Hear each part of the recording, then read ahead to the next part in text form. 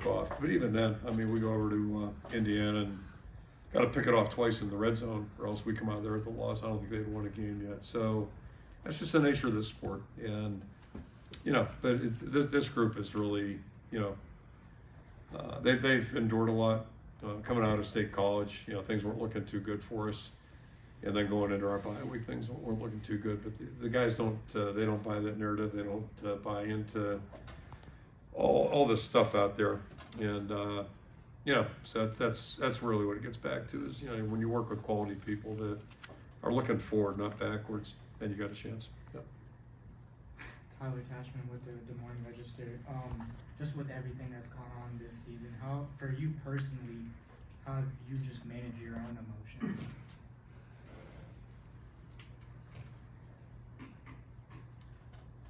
It's kind of the same answer. Like, there's things that come up in sports that are tough in life, but what keeps you going are the people you're with every day. And that's what I enjoy, right? Being on the practice field where there's no stuff going on. It's just about football and trying to teach and get better and watch guys improve. And, so that's the beauty of this. And that's the purest thing about coaching is being with your players in the meeting room or out there in the field or doing stuff with them just like, off away from football, but being with them. It's not like coaching an English class where, they have to show up for football. They come because they want to. And I'll go back. I mean, just watching, Caleb Johnson hasn't played a lot the last couple of weeks. But I'll tell you, he's practiced well every day. He's kept his chin up and worked forward. And to see him break through the other day, that's huge. Not only for our team, but it's a good moment for him too. And hopefully it taught him a lesson about just keep working. Keep working. When you get called on, hopefully you take advantage of the opportunity. And Caleb Brown, same way. He didn't play at all early, I don't think. And then, here he is. Looks like he's developing into a pretty good football player too. So that's the fun of it. And the offensive line is hopefully gaining some confidence. And we lost 2 guys today to injury, but everybody kept playing. And defense gave some ground today, some yardage, and we gave up 1 drive there. But when we needed it, we had it during that last possession. 3, 4 and out. So that was a game right there. And it's so those are the things that are really gratifying, if you will. And that goes ahead of what's going on personally with you. Scott Sable, KCRG coach. It's been next man in all year. Okay. Can you talk about Caden Weegan and the spark he gave you with that punt return? No question, and I don't mind telling you, I was a little nervous early because that kick return and then the punt, which was a weird punt. It was just like a line drive, but but then he came up and then, and he's an interesting guy. Like he's got a good spirit to him, and he's practiced well. So that's a good moment for him too, talking about like guys that maybe haven't done a lot yet, but it's really good. So that's got to give him some confidence, and that's the fun part about this too is you never know who's going to do what when, and so it makes it interesting, it makes it fun. Coach Kobe, go Iowa, awesome. Coach, Deacon Hill comes in, and there probably weren't a whole lot of people expecting him to be the one that leads his team to a division championship. Right. Back in, Including me. right. And how has it been to sort of coach him and Cade through all that adversity that they experienced even before the season started?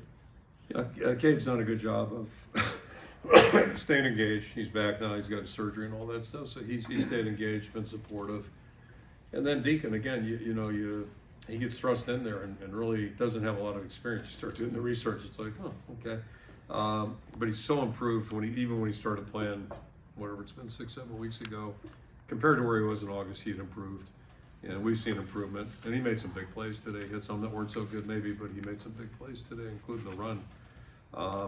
So you got to give him a lot of credit. And I think I mentioned to you, last whatever week it was, came in the locker room, the players just, you can tell from the players, you can tell how they feel about somebody, and there's a reason why they feel that way. So, they're so supportive of him, and everybody's happy, and it's probably a little bit representative of our football team. Like, how'd that happen? One of those deals, and all of a sudden he's the guy that's quarterbacked us basically the last whatever it's been now 5 weeks. It's been 5 or 6 post Penn State, whatever it's been. So you got to give him a lot of credit. He's hung in there. And I'm sure he's had his down moments too, but he's hung in there and just kind of kept pushing. Thanks. Yep. Scott Dockerman from The Athletic. I wanted to ask you about the counter play as a touchdown there. Yep. was looking at kind of the roster of who's out there. You got a backup center, you got a backup guard, you've got your third team tight end, but he's driving somebody into the second into the third level, and your running back is a guy who was on the bench and then comes in at a big moment. Is that in some ways, it might be crazy saying that that play almost symbolizes your season, where you've got all these parts, Yeah, and then you're counter. Yeah. Before this year, you didn't really Yeah. counter. It's helped us out, and we have a good comfort level with it to that point. Yeah, it does, totally, it does. And I got to interject. My favorite fan moment today. Every now and then I'll hear the fans. I think we were like 4th and 1, like on our far 9-yard line, and everybody's booing because we were punting. Like, seriously? But anyway, so but I think we were getting booed for running the ball prior to that last play too. And yeah, you just stick with it. You stick with what you think you're going to do, and then the fact that you mentioned all the moving parts. You know, last week our big play guy is Zach Ortworth, who was thinking about the high school prom 6 months ago. So you just never know what's going to happen. But those guys have just jumped in and done a good job. Addison's unbelievable. He's a really good young guy and a good player, and yeah, for that run, I mean, it was perfect. So yeah, that's how this team's worked. We'll do 3 more, Owen, Chad, and then Tom. Owen Sebring with KGAN. The TV cameras caught you and Brian in an embrace there after the game. Can you just talk to us about either what you guys said to each other in that moment, or what this game was like, knowing it was your last time together here at Kinnick? Yeah. So we had senior day today, and then also his last day here. So there's some sentimental value to that, certainly, and so just glad it turned out the way it did. I'm just really proud of him. He's been just really, I think, admirable in the way he's handled a very tough situation. And I'm not quite sure I know how he's done it, but I really am proud of him as a dad. And can't say enough about that. But I do try to keep things separate, and I'm really proud of him as a head coach too. And again, I think we've got a great staff here of guys that just care about the right things. And you think about Phil Parker's been here 25 years now, right? That's in this environment of coaching. Good luck finding. He's got 2 jobs now in his career. So, there aren't many guys smart enough to know they have a good thing, and Phil has, and what a job he's done. But we got really good guys on our staff, so just really proud of all of them. Chad Lester, Des Moines Register. I guess along the same lines, we don't get to talk to Brian today, but if he were here, you as his father, like what would he say about what this means to him, do you think? Anytime you can be a champion, if you can say champion, that's a good thing. And there's more goals out there to be had.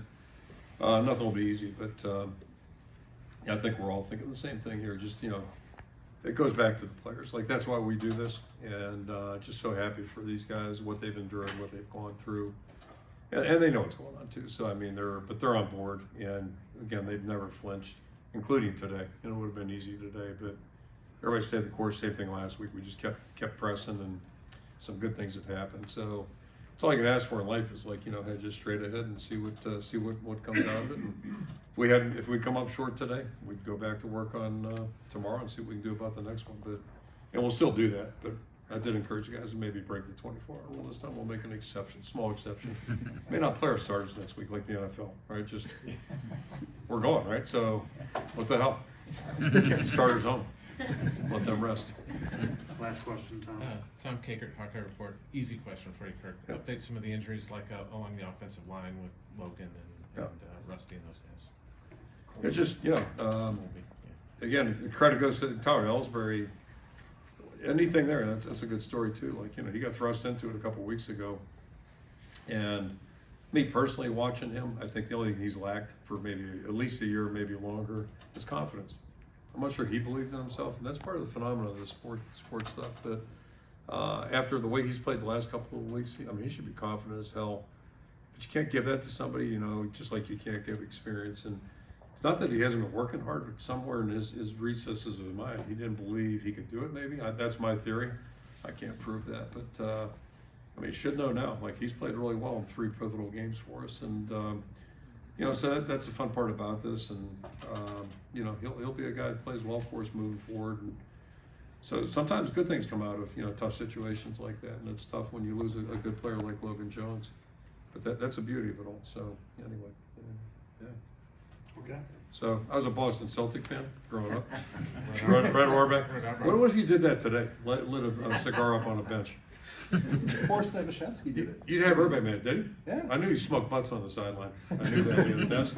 He smoked butts, right? So. He had a cigar once. Anyway, I'm showing restraint. I'm not doing that, but you know, love Red Auerbach, and my all-time favorite player is Bill Russell, all time. So anyway, still the ultimate winner, him and Gable. All right, thanks. Thank you, Coach.